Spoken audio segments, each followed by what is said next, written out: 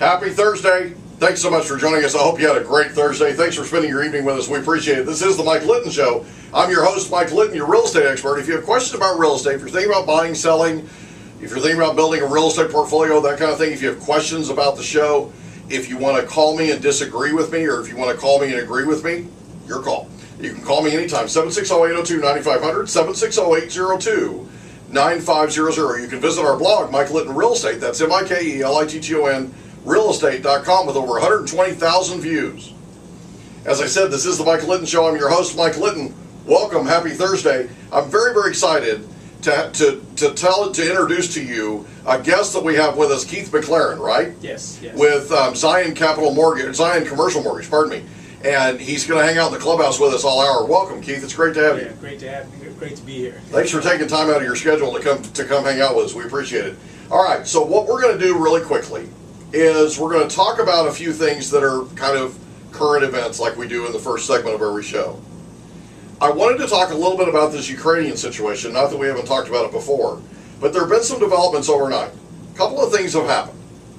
We have some action from the Obama administration in terms of they've ordered 600 troops to Poland. There's 50,000 Russian troops dug in on the eastern border of Ukraine, and our answer is we send Biden over to put his arm around the new prime minister, and with $50 million in aid, with helmets and sleeping bags, and we sent 600 troops to Poland. Wow. And then overnight, our beloved president gets up in front of the world in a press conference with the prime minister, a joint press conference with the prime minister in Japan, because he happens to be in Japan on an Asian tour right now. And he announces that new sanctions for Russia and specifically for Putin have been, quote unquote, teed up. For those of you that don't play golf, that's a golf term. And if you remember, I've been telling you all along that my feeling about this, or my opinion of this, is that he cares more about his golf game than he does about our foreign policy. Now, it's probably not fair of me to say that, but I really don't care, because at this point it seems like he's asleep at the wheel. The long and the short of it is he's teed up, quote unquote, teed up these sanctions, and he's ready to hit the ball down the fairway. I don't know how much golf he's going to play during this Asian tour, but my goodness gracious.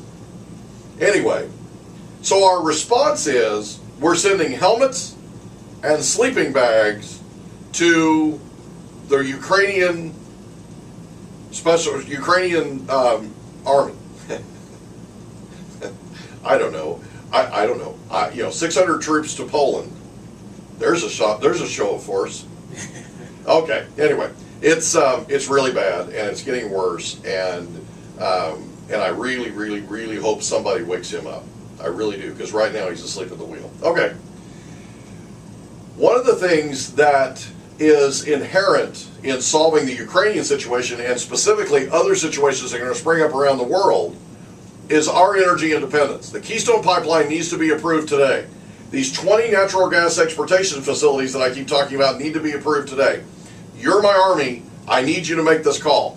Call the White House, 202-456-1111, 202-456-1111, 202-456-1111. Tell the White House we said howdy, and tell them that this Keystone Pipeline and these 20 natural gas exportation facilities that are under application need to be approved today. Why? Because if they had been approved a couple of years ago, we would have enough energy and enough capability to export enough energy to the European peninsula to where Europe wouldn't feel like they were absolutely imprisoned or beholden or so incredibly dependent on Russia for their energy. One of the biggest reasons that they're citing as to why they're not coming back and trying to rebuff the aggression, the unchecked aggression of Vladimir Putin, is because they're concerned about their ability to continue with their economies, to the health of their economies without energy. They're concerned that he'll shut the energy off. And by the way, there was a shot over the bow a few days ago when Putin himself increased the cost of natural gas to the Ukrainian people by 80%. 8% overnight. 80%. I don't know what that inflation rate, what kind of an inflation rate that causes, but immediately you had violence in the Ukraine. Everything was peaceful and everything was quiet, and immediately you had violence. I wonder why. Maybe it's because people can't afford to heat their homes anymore, or they're having to choose between heat and food. Not a good thing. And he's absolutely showed us that he is willing, in no uncertain terms, to put the screws to a country that's done nothing to him. Absolutely nothing to him. In fact, they allowed him to annex Crimea, which was a territory, a part of their country, remember, a part of their country was, they allowed him to annex that and make it a part of Russia. The last time we had this kind of unchecked aggression in Europe was when an aggressor by the name of Adolf Hitler was taking over country by country, territory by territory across Europe. We drug our feet back then and we waited and we threatened and we applied sanctions and we did all this other stuff, all this talking. I don't think we ever said anything about teeing anything up, to be honest with you, on the world stage. But we drug our feet last time and it cost us way more than it should have once we finally got involved in World War II. Of course, we eventually won, but my goodness gracious, at what cost? At what cost? We have an opportunity right now, if we wanted to eliminate all of the 50,000 troops that are massed along the border.